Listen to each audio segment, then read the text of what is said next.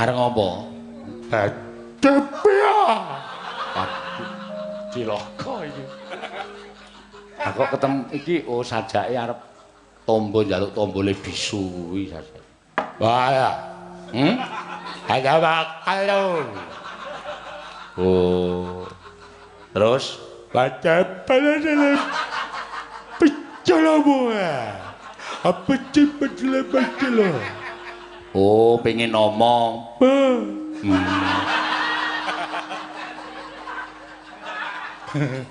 Mau ning ngopo? Benar, apa saja? Ini apa? Ngepit tiba.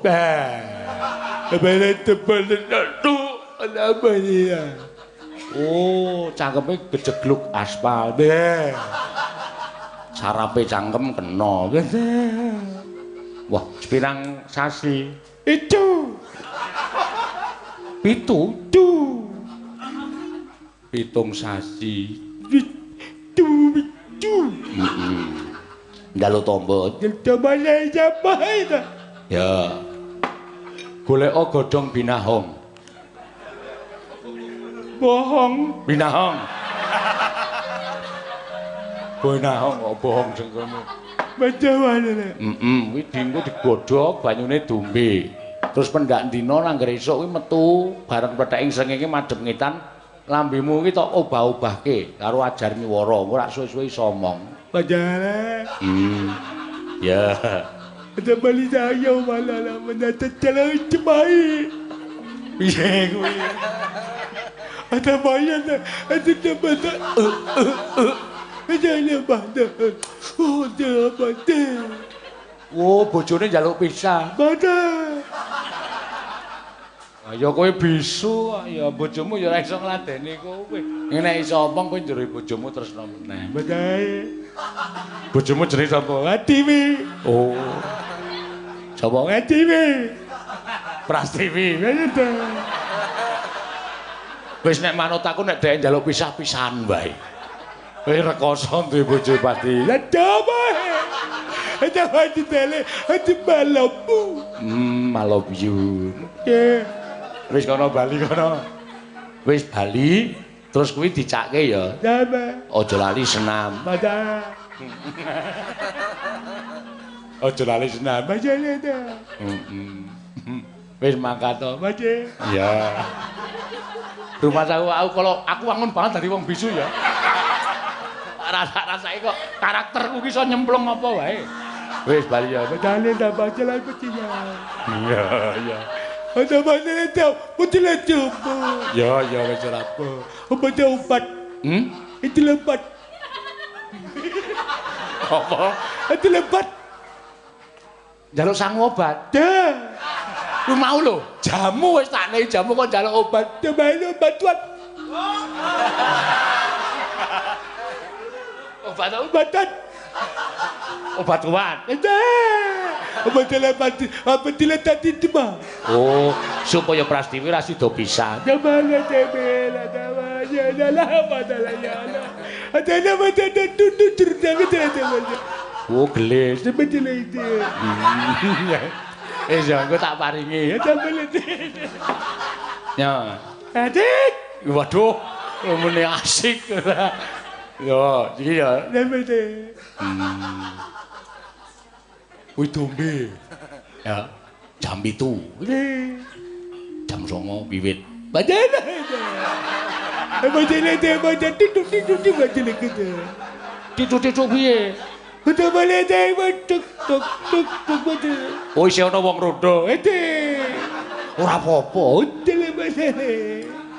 Ayo ada. Ya, ngati-ati. Ada apa? Ya, wis ngene wis. Pitaba. Binahong. Nada tokai. Digodhog. Nada balik telu. Sedina ping 3. Tobe. Hah? Tobe. Heeh, dombe. Karo nggo cawik. Ada balik. Ada balik. Ada wawe, ada lele. Ya jagat Dewa Bathara ya jagat pangestu ngara. Ora nyono babar pisan kok merucut saka petunganing dina. Mongko aku lagi nglumpukke para cantrik manguyu jejanggan. Para abdi-abdi kinasihku, mongko petunganku dina Setu kuwi mesti ora bakal udan. Iki kok malah gerji. Ning ora dadi sabab tumrapaku sing jeneng udan kuwi barokah Hyang Mahanasa. Sing tak caketke muridku loro sing tak tresnani Anoman karo Antasena. Man padha kanthi harja sak praptamu ngadhep ana ing ngarsaning ingsun tansah pinaringaning kawidadan liring sambikala Premban. Mangya widodo sowan kula kepareng kula ngaturaken sembah sumangga pangabekti kula kunjuk Premban. Ya tak tampa. Sesuk meneh nek arep sowan aku andukan ya man mriki. Ora klebus ngecepes kaya ngono munggah nang pendopo. Pangestuku tampanana kula pun dinggo jimat paripe dayana ing kasantosan. Pangestu paduka Sang Penemban amawah ana kabagyaning gesang kula. Antasena padha harja sak praptamu. Pangestune Simbah Sabdawala slamet tekaku Mbah. Niring sambikala praptaku aku ngaturke sembahku katur ngersaning Simbah Sabdawala. Tak tampa gawe gedhening atiku ora liwat pangestuku tampanana ya Antasena kula pundi tak pundi ndadekake jimat paripe dayanana ing kasantosan. Prayogakno nggonmu ngadhep Antasena wis ora kurang kepenak praptaku ning ngersaning Simbah Sabdawala. Ha iki ngene. Jroning pepanggihan ana ing pendopo pertapan ing Kembang Sore iki apa ta sababe dene aku nglumpukke sagung para cantrik manguyu jejanggan ing padha mangarsama ana ing ngarsaning Begawan Sabdawala mung loro sing tak caketake ya kuwi Anoman karo Antasena. Ora kok perkara aku kuwi pilih-pilih karo cantrik-cantrikku ana sing tak mban cindya ana sing tak mban siladan kuwi ora. Mengko ndak ora prayoga kedadiane jernyatane kabeh cantrik sing suwita marang Begawan Sabdawala kuwi tak padha kabeh tak timbang ora ana sing tak bedak-bedake. Ora ngomongake ing saka para kawula, ora ngomongake ing para saka piyayi. Ana ing kene iki derajate padha, ya kuwi padha-padha lisuwita marang Begawan Sabdawala. Inggih Premban. Namung ndadosaken kodheng raos sing manahipun ing abdipun Anoman. Sabab menapa kula dipun caketaken sowan kula ngersanipun Penemban Sabdawala. Merga piranganing cantrik sing suwita marang Begawan Sabdawala sing turun piyayi lugur iki mung ana loro. Siji ya kuwi Anoman, loro ya kuwi Antasena. Sapa sing ora weruh? Anoman kuwi gembong Mangliawan biyen senopati pengpengan jaman Prabu Rama Wijaya. Tau tate mbedah negara ketemu karo Dewi Sinta. Anoman ki persasat jagat dengan kebrebeken marang jenenge Anoman kabeh padha ngundangake marang kaprawirane Senggana ya Anoman. Inggih. Menika rak namung crita. Aja ngono. Sing jeneng lelakon kuwi akonana. Merga nek selak karo lelakonmu tegese nggonmu netepi kewajibane urip kuwi durung sampurna. Mekaten Premban. Ya. Dene angka loro Antasena. Sapa sing ora ngerti Antasena? Nadyan wong ndugal kewarisan nuwun sewu. Antasena kuwi wong putra piyayi ning ora ngerti tata krama, ora ngerti unggah-ungguh.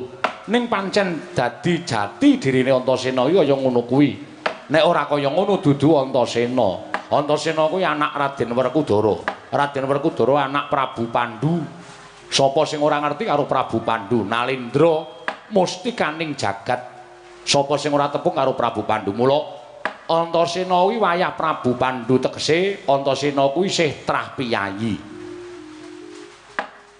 Antasena karo Anoman kok do suwita karo Sabdawala. Sabdawala kuwi mung pendhita gunung. Aku ora duwe kawruh apa-apa, ngelmuku cethek. Kawruh weda ya ora tuntas, kawruh kebatinan aku ya ora iso. Ning kok do ketayalan tekan nereng-nerenging gunung kene padha sita karo Sabdawala iki janjane sing tok goleki apa? Sing tok goleki apa aku tak takon. Yen Anoman mbutuhake kawruh kasekten, aku nyatane sak jeke urip ora tau perang. Tegese karo kasekten aku ora duwe. Yen Antasena kepengin kawruh babakan keperjuritan semono uga aku ya ora tau tate dadi prajurit. Mula nek kowe tekan kene iki janjane kowe kleru dalane. Aku ora duwe kawruh apa-apa, mongko racak-racake sing do swita karo Sabdakala kuwi ming para kawula sing pegaweane olah tetanen, piye carane nandur sing apik, tukule ya becik. Kuwi aku iso kandhan-kandhan ora ketang sithik. Ning sing swita karo aku kok pendhita karo satriya sing wis kondang kaluka. Iki mengko nek ana pitakonan saka kowe terus aku ora iso wangsulan, mongko dimirengke para cantrik semene akeh apa ora jeneng gawe kucem asmaning Begawan Sabdawala. Mula sadurunge kowe aku dadi muridku kanthi sah. Kowe tak takoni jane niatmu apa? Karepmu apa? Kowe swita karo Sabdawala. Nuwun sewu Pramban. Saking pangertosanipun ing abdipun Anoman lebet lan botenipun ngelmu Sang Pinandhita menika boten katandha cumandha ing pandhita menika kala wau. Nadyan jengandika Sang Sabdawala menika mapan wonten ing Arga, mapan wonten ing pagunungan. Nanging tumrap kula inggih lan lebetipun ngelmu menika boten katandha papaning Sang Pinandhita. Mongko sareng kula tingali jebul nadyan jengandika menika sarwa sarwi kuciwa nuwun sewu raganipun nanging gimbul ngelmu ingkang sakalangkung kathah. Ning kowe wis dadi pendhita, nadyan kula sampun dados pandhita mataun-taun menapa lepat kula tansah anggayuh puwing kawruh angudi undhaking ngelmu. Monggo tumrap Anoman menika tiyang gayuh undhaking kawruh ngudi puwing ngelmi menika boten katandha dhateng umuripun tiyang menika kala wau.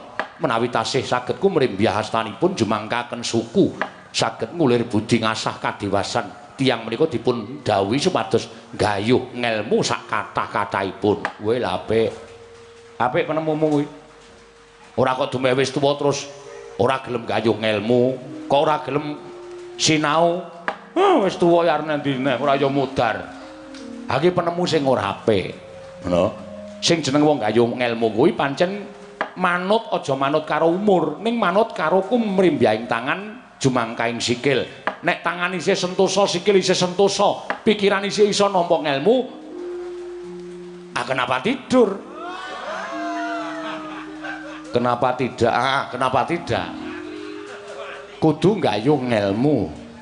Inggih Pramban. Ya, tak tampa. Lah saiki Antasena apa? Niatku ora kok kepengin gayuh ngelmu, Mbah. Ning aku mung kepengin jembarake srawung. Monggo Penembahan Sabdawala simbah kuwi srawunge akeh banget. Murata gage sawangen. Nadyan iki pertapan ana ing dhuwuring parden nanging akeh para kawula saka adoh-adoh kang padha suwita marang Penembahan Sabdawala. Mula yen to aku srawung karo Penembahan Sabdawala mesti bakal akeh srawungku.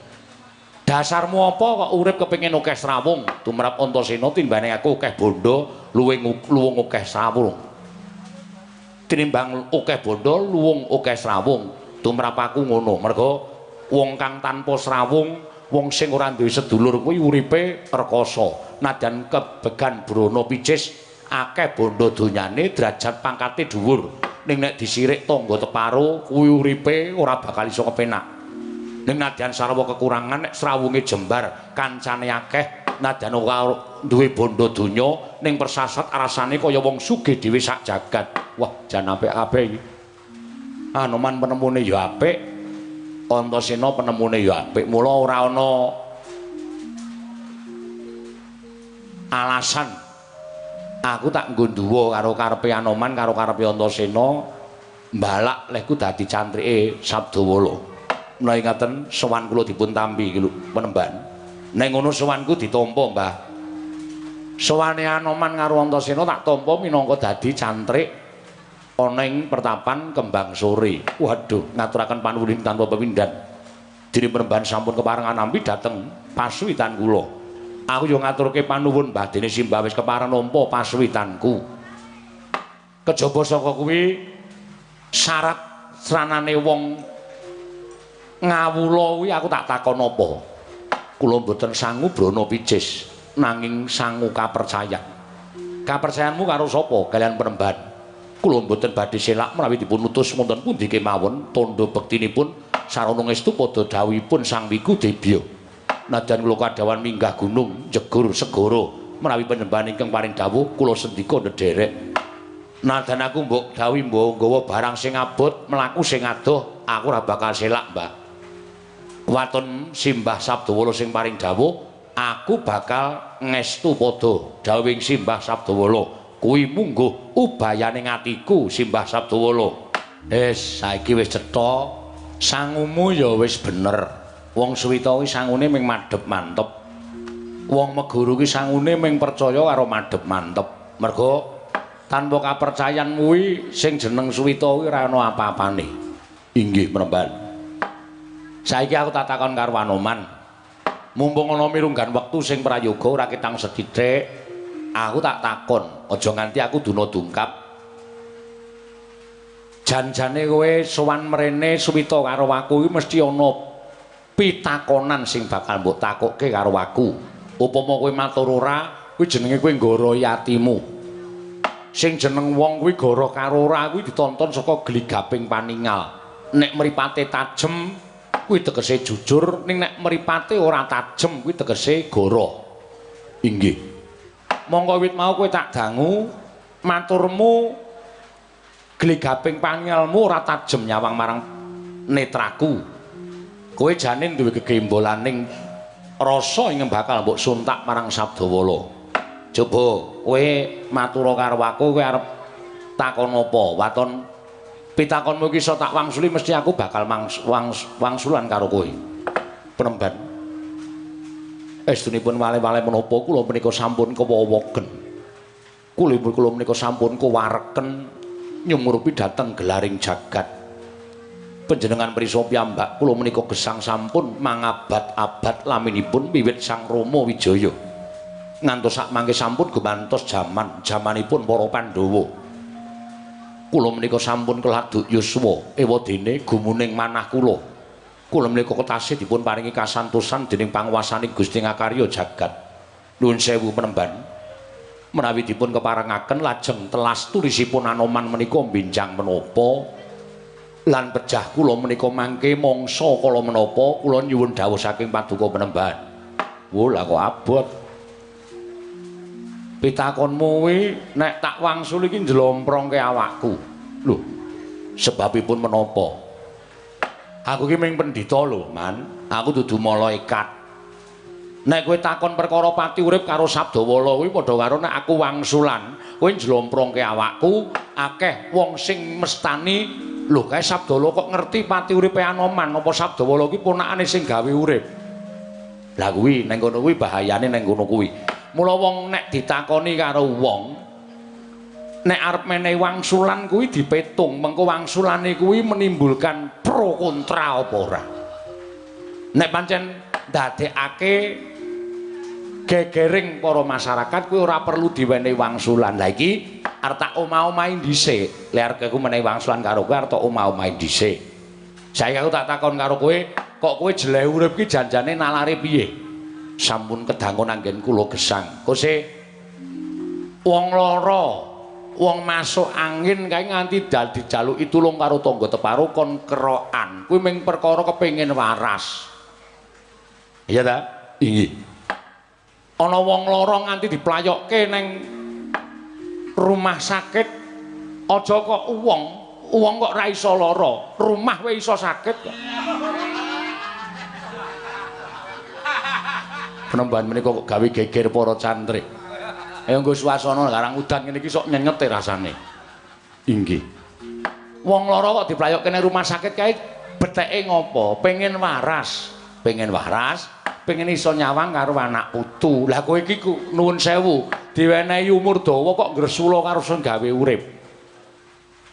Kowe tak kandhani ya, wong urip ki dagang tuna andum bathi. Nek bathi-bathine sapa sing didum, nek tuna sing dibakul apa? Kowe kudu kelingan, wong urip ki tanpa pawitan. Apa kowe biyen nalika urip njaluk karo sing gawe jagat, utang, nyilih, ora to? Kowe ming saderma nampa urip.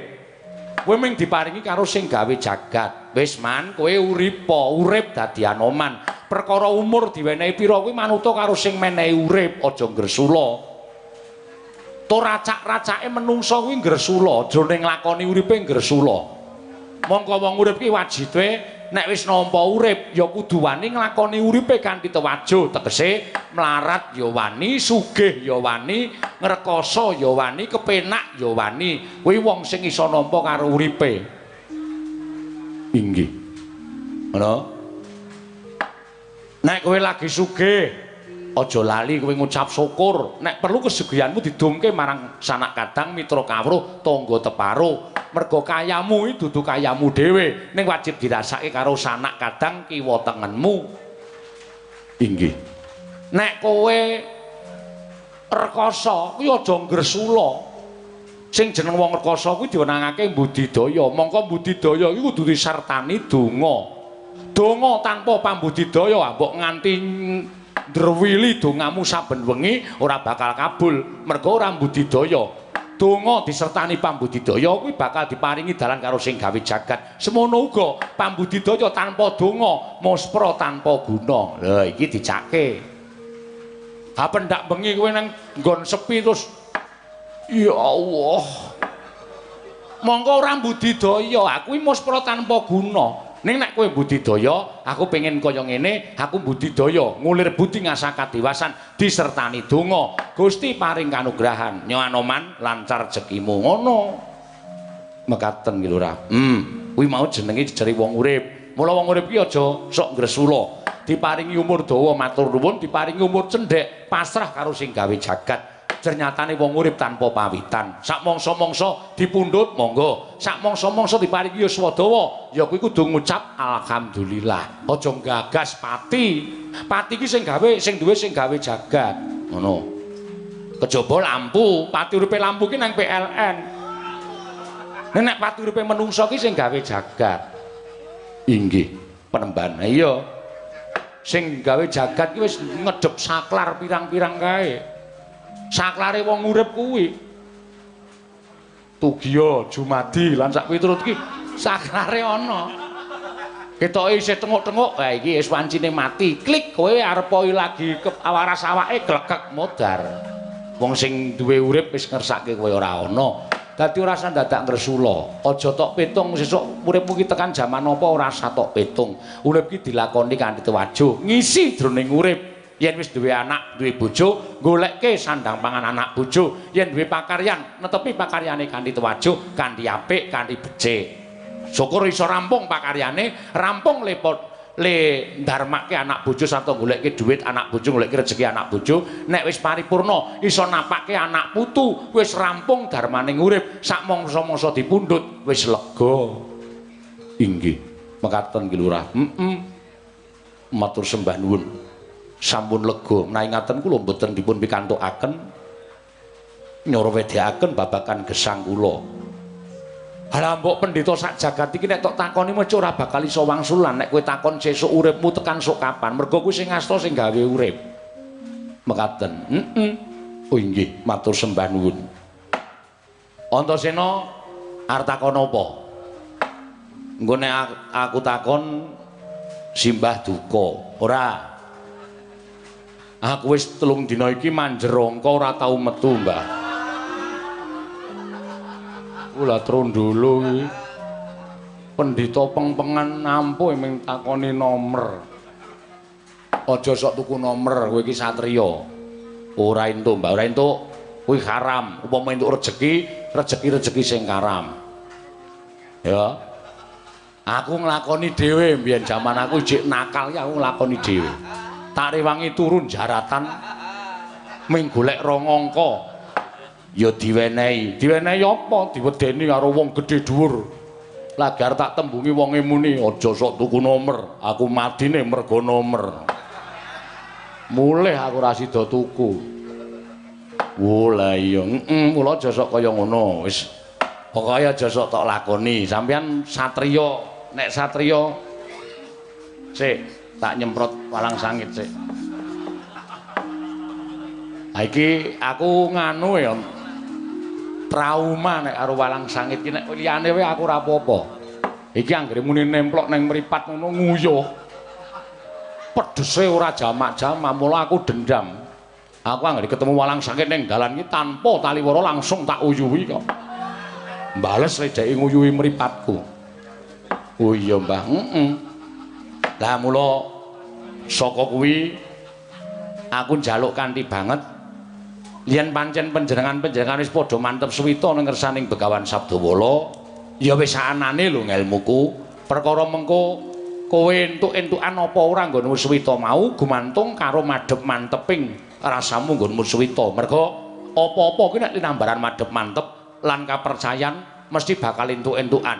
Ning nek apa-apa kuwi linambaran ati ingkang ora mantep, ora madhep, tegese setengah-setengah.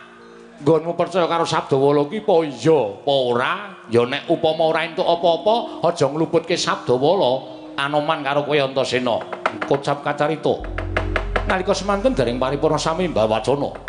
Begawan Sabdawala tinampi ninggih putra cantrik sang Anoman wa sang Antasena. Dados sakula mangke geger madyaning sak jawining pecrabaan. Sami alok wonten alindra ingkang minggah madyaning pendhapi pertapan ing Kembang Sore. Tanah sanes kejawi namung nate Mandura Prabu Baladewa kajeraken patih Praguta Galya miyak kang samya sumewa sangga para cantrik mangayu jagat Dewa Bathara jagat pangestu ngoro. Praguta wonten dawuh. Wonten dawuh sinu. Panjenengan menika mboten sah bengok-bengok kados mekaten menika Nalendra mangke ndak kinten kirang tata krami. Nilar dhateng unggah-ungguh wonten menapa ing abdi Praguta wonten mingging. Nalika ana ing negara Mandura mau aku dawuh karo kowe piye? Nalika ana negara Mandura aku mau dawuh karo kowe piye? Panjenengan kepengin sanget ngudi undhake ngelmu, gayuh puwing kawruh. Banjur kowe ngandhake yen ana pendhita tiban. Pendhita anyar katon mapan ning pertapan Kembang Sore jenenge Sabdawala. Aku mbok irit tekan pertapan kene. Iki menungsane ya. Oh, inggih mriku. Ketitik sedaya para cantrik aglar ngantos kadirup samudra ing dedharatan.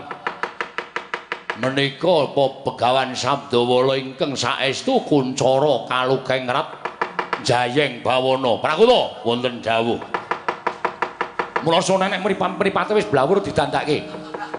Lha pripun kok kula dipun lokaken kados mekaten menapa kaki sawangan?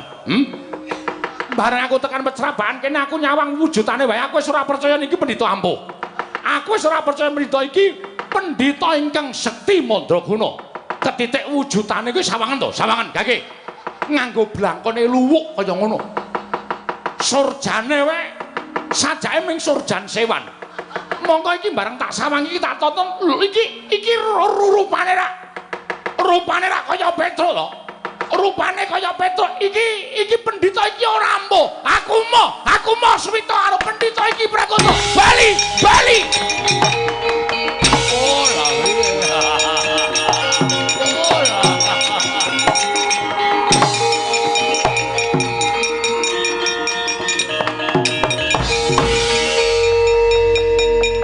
Kae piye, Mbah? Sampeyan diunekke pendhita kok ikete luwuk. Mula sone iki dikumbah, Mbah kuwi isih ana letonge bareng. Ya aja ngece lho Antasena, arep kowe ngunekke kaya ngono kuwi. Aku kok rumangsa kaya dikilani dadaku karo ratu mau. Ora pangling kae Ratu Mandura Prabu Baladewa.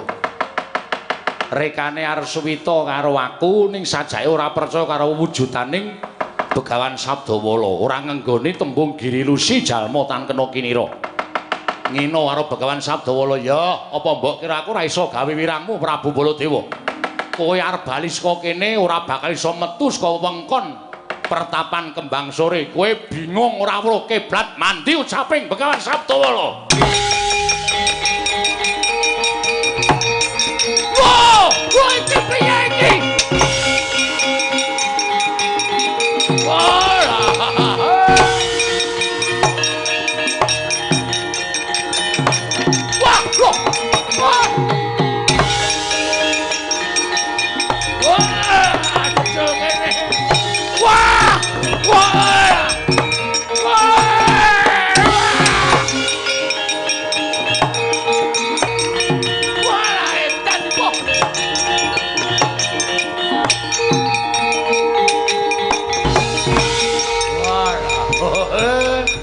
dilangke pikirane iki.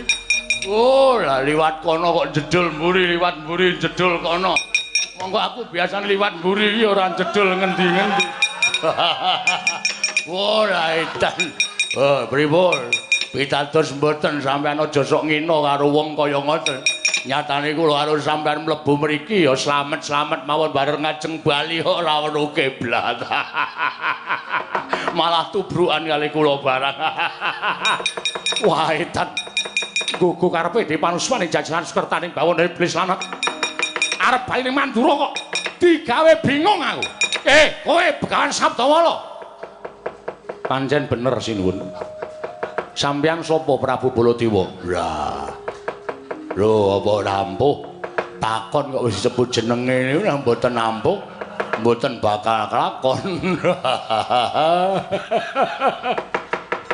Aku ora bakal sulap nggon wis ngerti karo aku. Ora mokal ngerti karo aku. Aku Nalendra kondang kaluka kalukengrat. Jagat wis ngerti Waranata Mandura Prabu Baladewa. Mula ora aneh yen kowe wis ngerti karo Baladewa. Nuwun sewu to mbok sing sabar. Sampeyan mriki niki butuh napa? Sampeyan tekan niki butuh napa? Sirku arep suwita karo pendhita sing ampuh. Lah tekan mriki niku sing dadi pendhita kula. Lah kok sampeyan moh suwita karo kula niku janjane sing dituju sapa? Menengo. Nggih. Nggih. Cerewet. Lek guyu ki mengko. Urung ana apa-apa wis guyu. Wong ciri-ciri wanci ora entuk guyu. Niku wis dadi ciri kula. Kula niku teng pundi-pundi guyu. Ra ndedet ya guyu. Ndedet ya guyu. Kula niku pragota niku nek mboten guyu dudu pragota. Aku ora sudi suwita karo kowe. Lho nek sampean ora sudi suwita karo aku kok sampean tekan kene iki karepe apa? Tekan kene karepe apa kula tak takon. Sirku arep suwita ning bareng karo wujudanmu, aku sajake ora percaya ento kuwi pendhita ampuh. Ampuh karo orane pendhita niku aja disawang karo wujude. Ana wong tukang arit ning jebulna pinter niku ya pirang-pirang. Ana wong sing nganggo dasi, wong sing nganggo pecis, nganggo jas, ning malah ngrogoti bondo negara niku ya pirang-pirang. Nggih to? Dadi aja sok nyawang karo wonge, jujur karo orane wong niku aja disawang karo wujudane wong. Ngoten? Aja sok kulino sampeyan nyawang dumes sampeyan dadi ratu sing mbok sawang karo wong-wong sing sak derajat karo sampeyan. Niku ora bener. Kaya ngoten niku tumindak sing salah.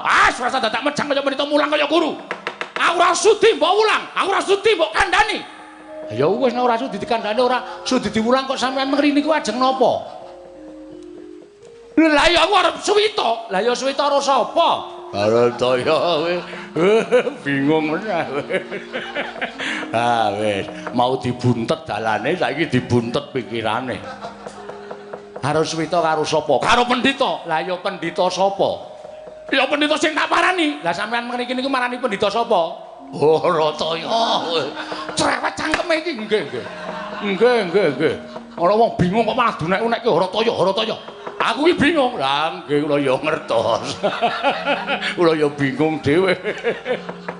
Aku arep suwita karo pendhita. Lah nggih. Pendhitane sapa sing ngajeng disuwitani? Lah ya pendhita sing tak parani. Lah sampean marani sapa teng mriki? Niki omahe sapa? Lah ya omahmu. Tegese sampean marani kula. Lah iya. Lah suwitane karo sapa? Lah iya. Lah kok sik. Pun ngomong mawon kalih sampean ngoten mawon. Aku ora percaya Prakuta. Ora percaya niku sampean wis ora iso ngendikan, ora iso bantah karo pendhita niku wis kalah. Nuwun sewu, nek ajeng suwita niku gumantung karo madhep manteping ati. Nek sampean ajeng suwita kali kula, monggo. Kula nampa kok. Kula nampa paswitaning sapa-sapa ora pilih kasih. Nek sampean sajake ora percaya kali kula, nggih mangwangsul mriku. Bali-bali piye? Aku ora weruh dalane. Peteng kok. Ngoten, peteng to dalane? Ya, peteng aku ora weruh. Merga saka sampeyan ling nyepelekke kula. Nek sampeyan ora nyepelekke kula, dalane padhang. Ning gandeng sampeyan tekan iki ora durung tak bagekke, urung muluk salam karo aku, wis ngina karo Begawan Sabdawala. Mula sampeyan kuwalat karo omongan sampeyan dhewe, sampeyan kuwalat karo kula. Lho, hapure kaya ngene kok malati. Ampun wonten.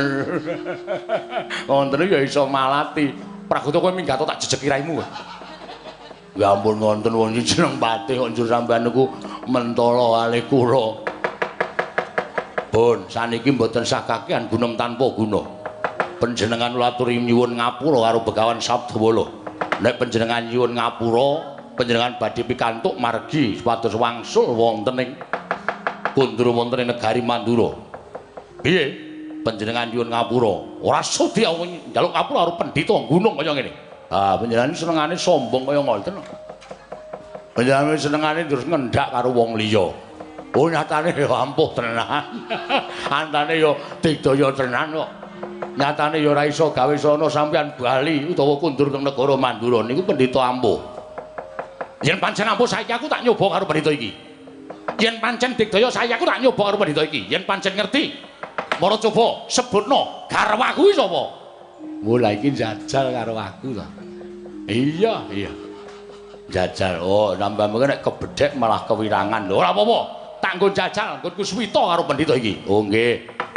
Garwaku sapa? Garwa panjenengan niku Dewi Orawati saking negari Mandaraka putrane Prabu Salyapati. Bener napa mboten? Wedian. Bener. Ngeyel kok. Titianku wujude apa? Gajah.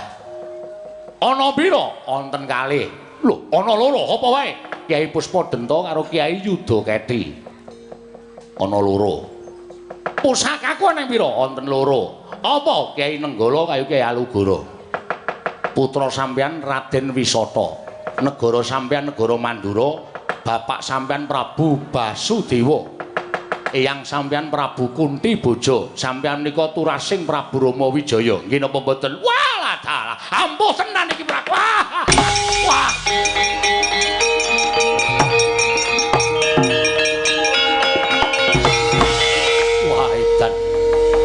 Iso dibedhek kabeh nyata pandhita ingkang lantip panggraitane. Premban, aku lahir batin bakal ngaul pepadaning Sang Penemban Sabdawala. Tampanan aku dadi muridmu. Sik to. Apa ana murid kok ora basa karo guru ya apa ana? Tampanan aku dadi muridku. Nggo nek pelajaran iki piye guru ngono? Ayo lara atine gurune kok ya. Kudu basa. Wah, lah aku kon basa karo wong gunung iki. Oh, aja ngono. Tata kramane guru karo murid niku muridé kudu basa karo gurune. Oh, niku bener basa. Kudu basa. Penemban kula ngaturaken bekti kula kunjuk ngoten. Wah, edan. Lah aku ki ratu Pragoto, ratu tak teng Mandura, teng mriki gunung. Gunung ya maksude. Teng mriki panjenengan kawon kaliyan pandhita gunung tumrap kula ngaten menika panjenengan kedah basa kaliyan pandhita menika. Wah ya wis aku tak basa karo pandhita iki. Nggih, Penemban kula supados dipun tampi dados murid panjenengan. Apa ana murid karo guru kok malang kerik? Apa ana? Kudu tata krama. Wah, edan iki kok ming metenteng kok ra entuk to. Nggih mboten angsal kok. Apa ana padha-padha ngadeg jejeg ngono kuwi? Kudu ndodhok. Kudu ndodhok timpuh karo apa jenenge iki? Sedheku mari kelu. Pragoto wonten dawuh bali wae. Bali ora weruh dalan. Ngeyel banget sampean niku mengke metu mburi ana ratu kok jedul kamar mandi barang niku. Cara pundi? Lah ya aku dhewe ya bingung. Pun dituruti mawon. Nek mboten dituruti panjenengan mangke malah ngrekoso. Wis, sampean mang lenggah ngisor tak tampa le dadi murid. Yo, inggih, Penemban kula nderekke mawon Penemban.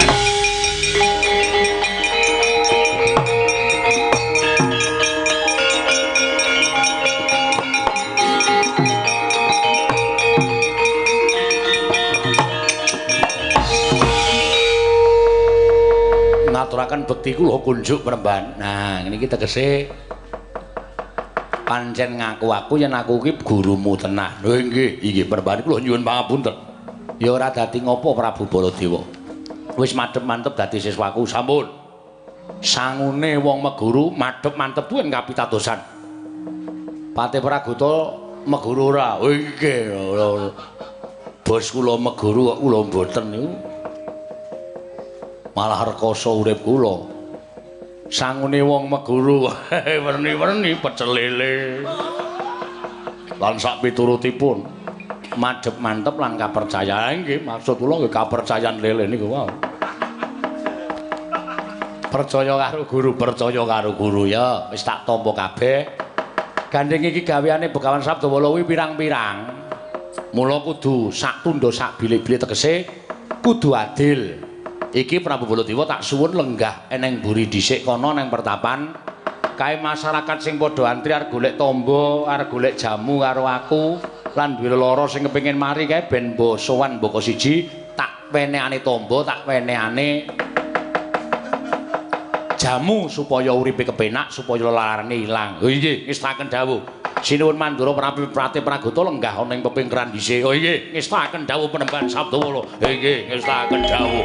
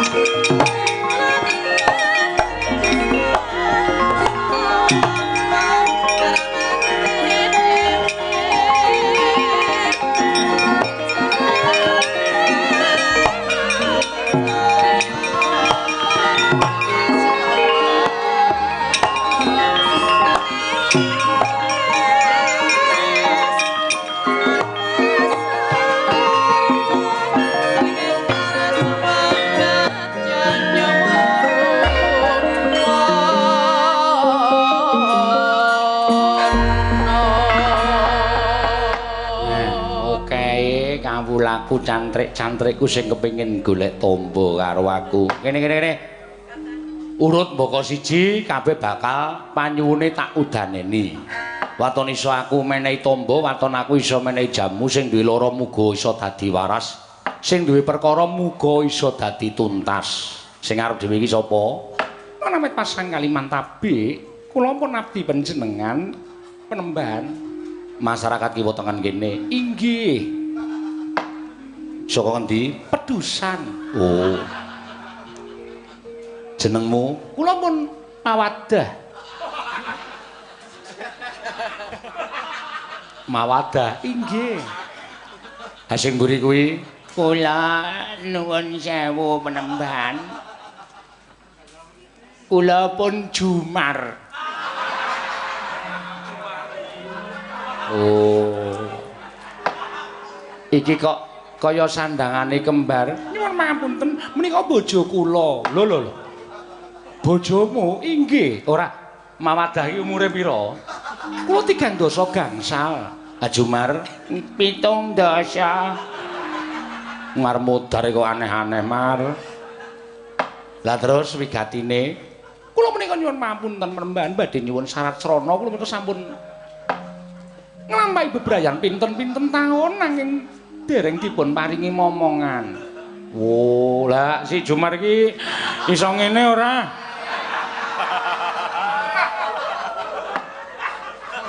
Mergo wong tuwa kaya kowe kan biasane sok wis kendho.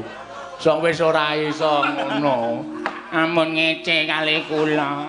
Kula niku arep wis tuwa kaya ngoten mengko tabuh kentongan. Iso nggo nguntang wong sak kampung. Lah sebabe apa? Saking panginten kula mbok menawi paculipun ingkang kethul. Aja ngono lho, Dik. Aja nyalahke karo wong lanang. Ning jeneng apa-apa iki mung gumantung karo lemahe. Wiji ditandur ki nek lemahe rengko, lemahe ming lemah sing padas ya ora bakal iso tukul. Batu-batu panjenengan menika ya aja nyalahke aku wong ngerti lemahe ya subur, lemahe ya apik. Tak kira wijine. Weh, wijine iki tak teteske nang ndi ya apik kok. Ya ming kowe kuwi sing ora apik. Kula nyuwun saratrana penembahan kula nyuwun saratrana supados samangke saged to. Kula menika momong anak kalian semah kula. Angel kuwi. Lek arep gawe tamba piye ngene ya. Sing jeneng anak kuwi saka tembung ana. Lah, anane anak kuwi merga saka sing gawe urip. Mula ana dadekke tembunge anak kuwi setepu tembung ana. Ana lan orane anak kuwi gumantung karo sing gawe jagat. Menungsa diwenangake mbudidaya sarana cawuh carem. Ngerti cawuh carem? Cawuh carem menika menapa? Karonsih. Karonsih ngerti ora, Dik? Mboten. ML ngerti ora? Mati lampu. Udu. Wah, ayo Jumar ki goblok banget. Mula topine ki copot tenan ndi nganggo topi luwuk kaya ngono. Nggih. Nggih, lah terus jeneng ngene lho, Sarsmi. Sarsmi kuwi kridaning priya lan wanita. Kaya sing jeneng Kumbang, sing goleki sarining puspita, mbrengengeng si Kumbang goleki dununging sari. Yen wis ketemu jroning sari diisep dening si Kumbang kongsi tuntas. Kuwi perlambange kanthi basa Jawa sing alus wong ngadani Sarsmi.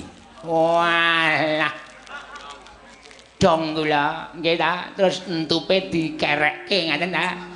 Ya ngono kuwi. Terus supaya sik napa jenenge niku sik kembang wau iso ngolah wujuding sari tukul woh-wohanipun kados dene tiyang pawesti ingkang gerbini. Ha, dikerepi.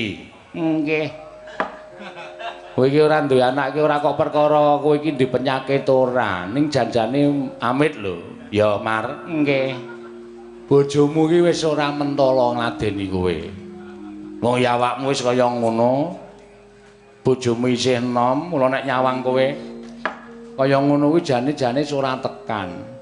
Nggih nyuwun pangapunten ya kaya ngene wong kula ya iso omong karo bojo kula, kowe merem dah mawadah. Merem ngrasake tok wae rasah melek. Nek kowe melek nyawang aku ki wong aku wis kaya mbahmu. Kok menika mboten mentala wong lanang ora nganggo parfum babar blas ambune ming minyak telon. Larang yang nggo mlonyo awak kok wis ngono wae ora ana tambane. Aku ora iso menehi tamba karo kowe ming nuwun ngersaning Gusti tan kendhat menuwun lan budidaya. Dikerepi mengko rak terus diparingi momongan. Ngono ya? Nggih. Karo si Jumar kowe dukaile ngombe ndok bebek. Nggih. Nek isih kurang sak teleke ya, Mar. Nggih. Ngestaken jawuh. Mlaku sungkras-sungkris ngono kok. Aneh-aneh. Ya Dik ya bali ya mampir pasar tuku ndok bebek. Inggih, mangke kula oblake. Engko tak campuri sepret. Inggih. Kuningane tok wae. Inggih, ngestaken dawuh. Putiane aja dibuang, digoreng nggo lawuh. Ngirit men to ya. Wis apa kuwi? Kan. Maju rene. Saka ngendi we? Kula nang dusun mriki mawon. Jenengmu? Kula Obra.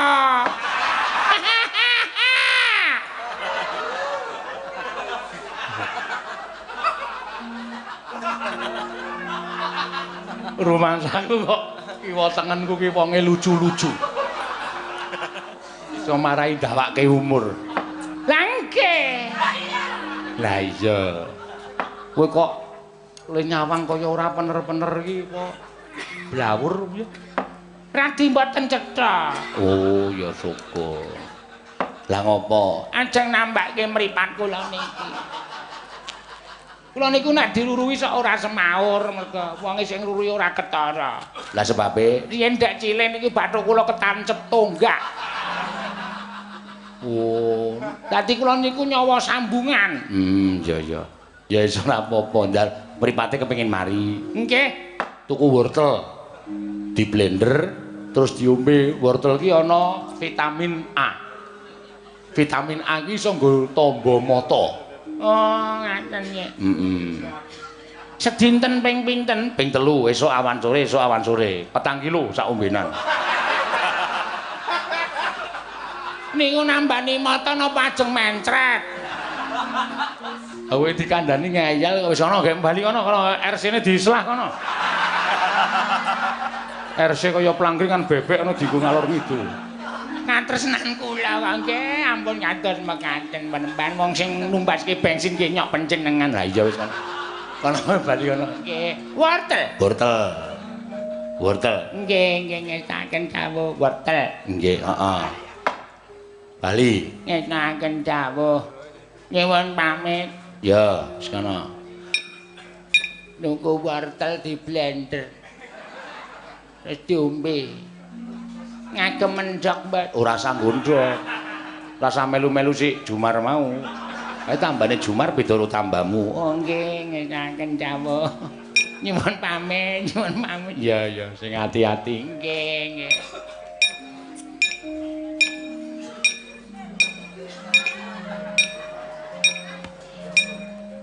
Kula nuwun penemban.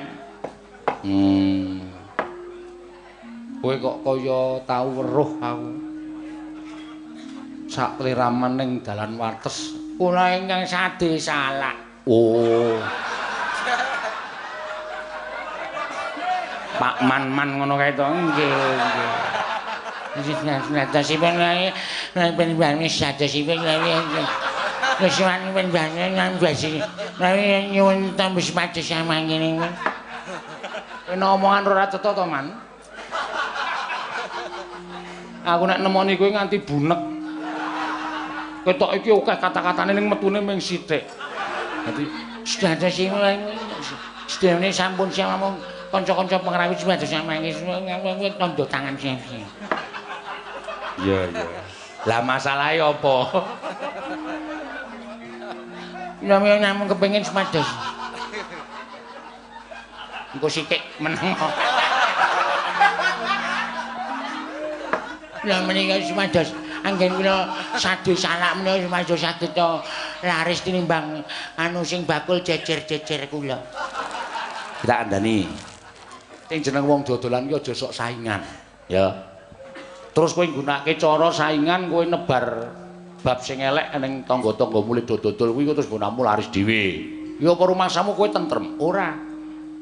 Kowe bakal dijubriyani karo kanca-kanca tangga-tangga tanggamu sing dodol. Lho, kae nggone sik man kae kok laris dhewe kae nggunakake pesugihan apa, nggunakake dukun ngendi, iki mesti malah do dirasani. Anut karo titahing Gusti, ngono. Manut utawa nrimo ing panduming rejeki lagi semene ya ditampa. Ngucap syukur ngersane Gusti, pandeming rejeki sedina sesuk semene ya kudu ditampa. Aja sok ngresula. Wong ki nampa apa anane. Mekaten. Iya. Aja sok duwe cara kepengin ngasorake sing aku ki pendhita ki ya nek tok pikir pendhita-pendhita liyane ki ya akeh. Ning aku ora pengen bersaing wong kaya ngono kuwi duwe pelanggan dhewe-dhewe kok. Ya, isi. Piye muni piye kowe? Inji. Ayo wis kono. Wis bali rasa dadak werna-werna. Dasun mboten saged swasa mangke wis pados wis.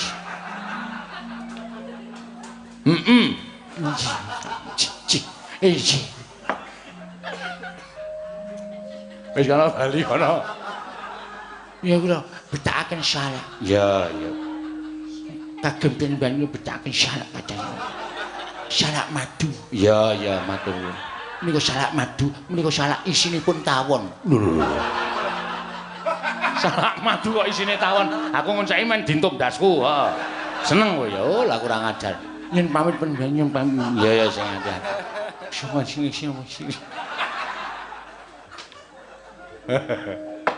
Aku iki lemu banget sapa kuwi maju kene.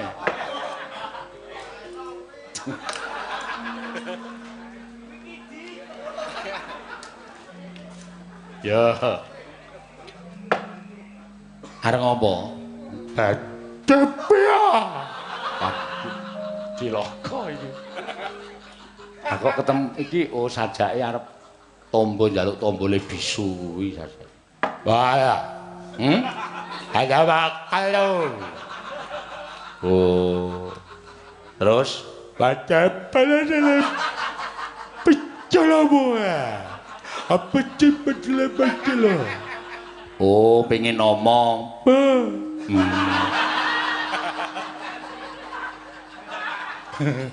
Mau ning ngopo? Bener, apa sana? Udah, ini apa? Ngepit tiba. Bener tebal itu ada apa dia? Oh, cangkeme gejegluk aspal. Bener. Sarape cangkem kena. Wah, sepirang sasi. Itu. Pitu. Tuh. Pitung sasi. Itu. Njaluk tombo. Coba siapa itu? Ya. Golek godhong binahong. Bohong. Binahong. Binahong kok bohong sing kono. Macam mana? Kuwi dienggo digodhog banyune dombe. Terus pendak dina nangger esuk kuwi metu bareng pletheking srengenge madhep ngetan. Lambemu iki tok obah-obahke karo ajar nyiwara. Engko rak suwe-suwe iso omong. Pajaran. Ya. Ada bali saya malah mendapat jalan cemai. Piye kuwi? Ada bayar ada dapat. Ada lebat. Oh, dapat. Oh, bojone njaluk pisah. Badai. Ya kowe bisu, ya bojomu ya ora iso ngladeni kowe. Nek iso omong kowe njero bojomu tresno meneh. Badai. Bojomu jenenge sapa? Atiwi. Oh. Sapa? Atiwi. Prastiwi. Bener. Wis nek manut aku nek dhek njaluk pisah-pisahan wae. Kowe rekoso duwe bojo pasti. La dama. Ada hati tele, hati malabu. I love you. Ya. Wis kono Bali kono. Wis Bali, terus kuwi dicakke ya. Dama. Aja lali senam. Badai. Aja lali senam. Badai ada. Wis mangkat to. Badai. Ya. Rumah aku kalau aku wangun banget dari wong bisu ya. Rasa-rasake kok karakterku ki iso nyemplung apa wae. Wis Bali ya. Badai ada jalan kecilnya. Iya, iya. Ada mana tahu? Betul itu. Ya, ya wis ora apa. Obat obat. Itu lebat. Apa? Itu lebat. Njaluk sangu obat. Dah. Lu mau lho, jamu wis tak nehi jamu kok njaluk obat. Coba ini bantuan. Obat Obatan. obat kuat. Obat lebat. Apa diletak di tempat? Oh, supaya Prastiwi ra sida pisah. Coba lihat bela namanya adalah Madalayana. Ada nama ada tutur terus. Oh, gelis. Betul itu. Ya, engko tak paringi. Coba lihat. Ya. Adik. Waduh, mene asik. Ya, iki ya. Betul. Wih dombe. Ya, jam 7. Jam 09 wiwit. Bajana. Bajana dia baca tidur baca lagi tu. Tidur piye? Betul boleh dia tuk baca. Oh, isih ana wong rodo. Ora apa-apa. Betul baca. Ayah ada. Ya, ngati-ati. Ada apa? Ya, wis ngene wis. Pitambah. Pinahong. Nonton kowe. Digodhog. Dadi meneh telu. Sedina ping 3. Dombe. Hah? Dombe. Heeh, dombe. Karo nggo cawik. Ada meneh. Aduh meneh. Aduh awek ada lah.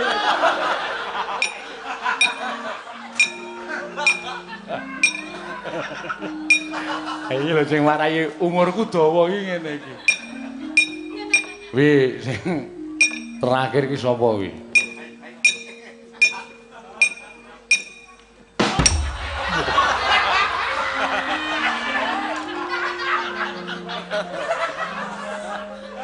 Ning arep maju kok salto.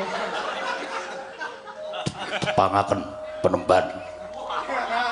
Kula pun kliwir. Aku dadak salto. Kula menika pemain ketoprak. Iya. Dapukane Perang. bola dupa. Injih. Ho. Iya wis. Terus niatmu ngopo?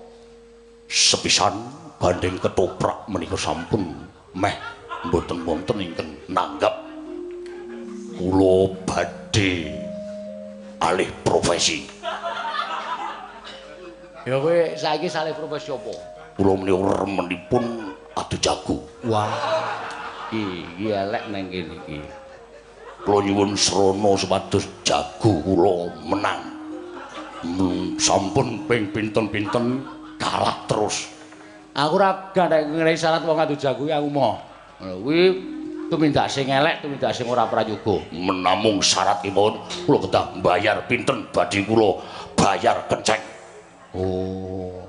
Mung suwe Jalu sak driji. jagomu Tesih alit. ayo mesti kalah kok ya wong ora imbang kok. Wis saiki tok lereni kowe ganti profesi sak liyane adu jago ya. Pancen ya ketoprak sik wis salah ngarang. Ya kowe iso tok gunakake tok kepinteranmu ki tok nggo nglatih ning Karang Pradisan utawa dusunmu nom-noman tok lumpuke nyenengi sresna karo seni budaya ketoprak. Monggo nek wis berkembang iso tok nggo jalaran penguripanmu. Ngoten. Ya iya. Menapa prayogi nem-neman nggen kula latih ketoprak mangke menawi pentas kula buka utuk. Lho. Aku ya elek meneh. Wis ora entuk kuwi dosa kabeh. Nek entuk dhuwit kuwi ora bakal iso nggunakake apa-apa karam. Oh iki ngestakaken. Nuwun pamit. Ya wis ngono.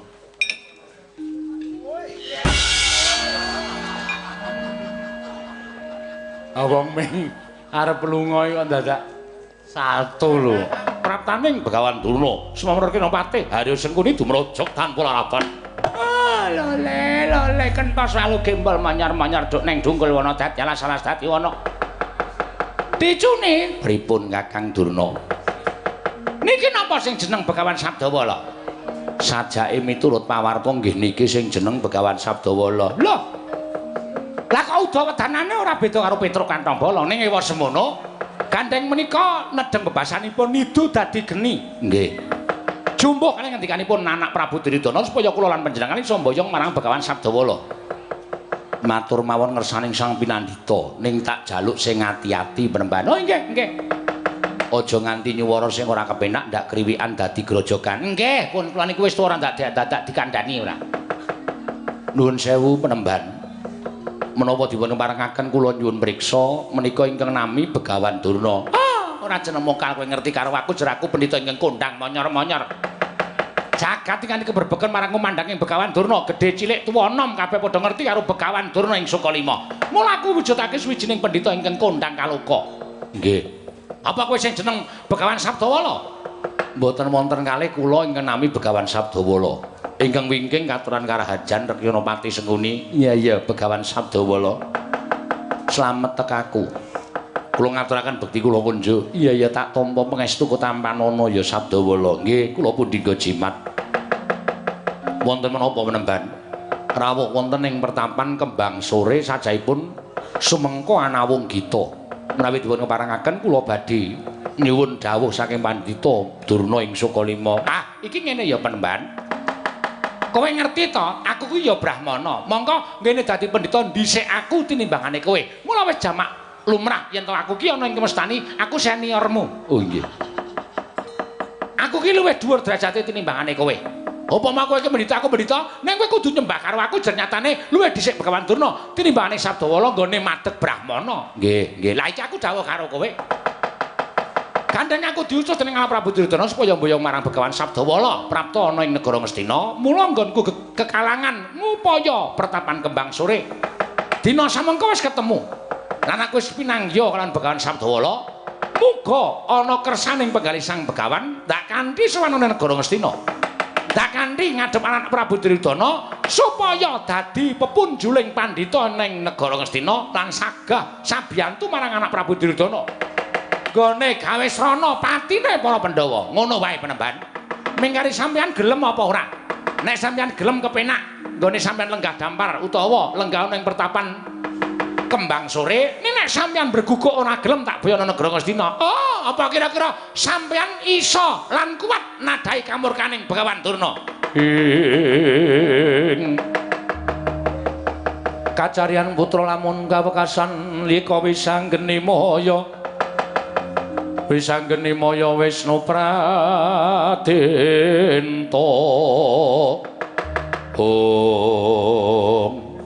Mbah. Loh.